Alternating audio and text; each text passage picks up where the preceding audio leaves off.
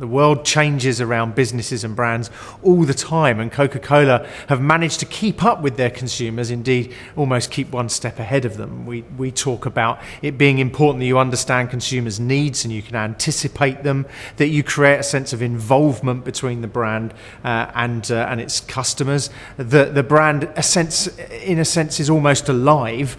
And that it continuously evolves. And I think if you looked at those measures, Coca-Cola kind of exceeds, on every single one of them. Managing a great global brand is at its heart, of course, very, very simple. The reality of actually doing it, of course, is somewhat more complex.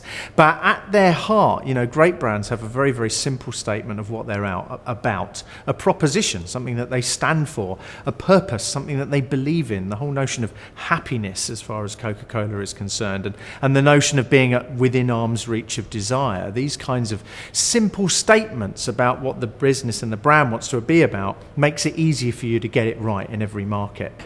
It may sound a little odd to talk about the fact that Coca-Cola has actually permeated global culture, but I think one of the facts that we discovered about Coke along the way when we were doing our work for Best Global Brands is that I think they're the longest standing supporter of the Olympics. I think they originally got involved in 1928 in the Amsterdam Olympics with a simple stand and started selling beverages.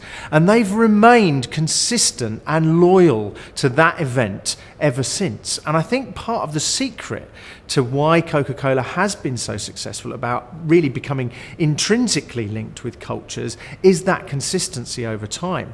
People like loyalty, and funnily enough, they give their loyalty when they feel they're being given it perhaps by the brands themselves. It's also worth saying, of course, that brands aren't just about products, and this is really what Coca-Cola tells us as a message and a lesson, I guess, more than anything else.